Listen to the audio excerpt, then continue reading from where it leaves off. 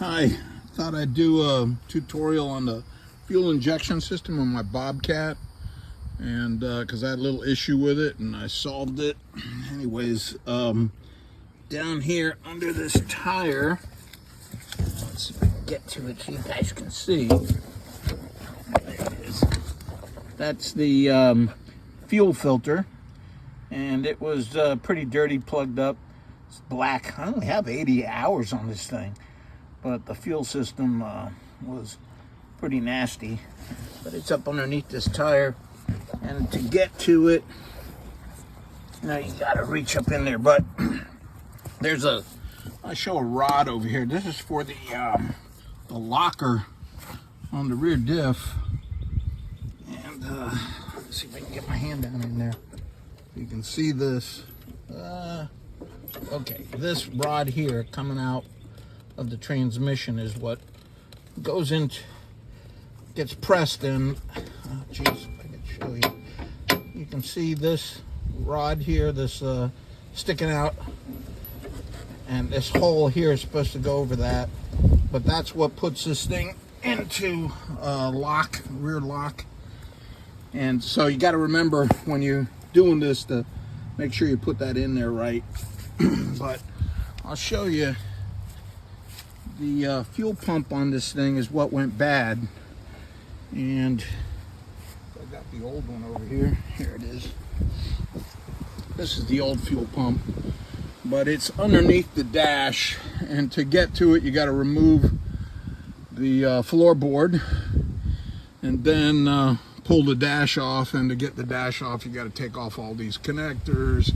You got to take off the steering wheel and the little handle that goes onto the throttle, and a couple other little pieces too. But anyways, to get to it, so I replaced this with a part that, well, first off, I couldn't buy this.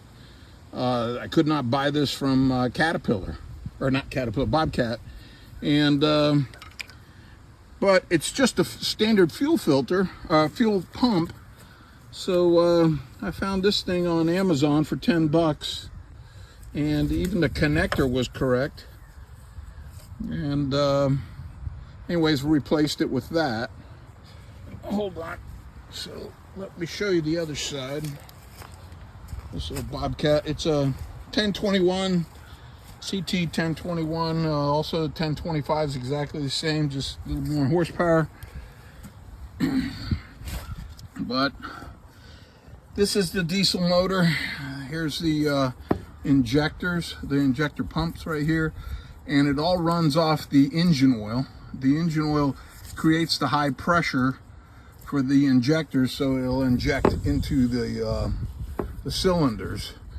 But the low pressure side comes in from that fuel pump that I was showing you earlier, and that comes in through here, feeds in right through here, and that's the low pressure side. So that's what feeds the fuel into this pump, and then out comes high pressure into the injectors. And then this little thing here is for bleeding the system right here.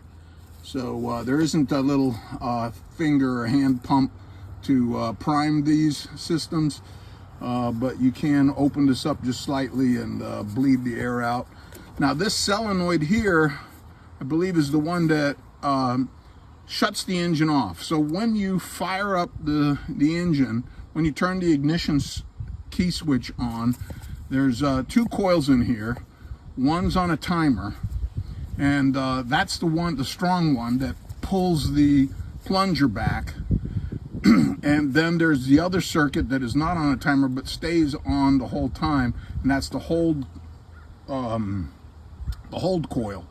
And so it doesn't have to have quite as much strength, and it doesn't use up as much electrical energy, and you can hold it on with very little energy. But when you go and turn the key off, then the whole thing, the spring pushes the plunger back in here, and that's what stops the fuel from going into the high pressure side, and that's how you shut the engine off on these things. But just a little short little primer on the the fuel system, the fuel injection system on this little Bobcat.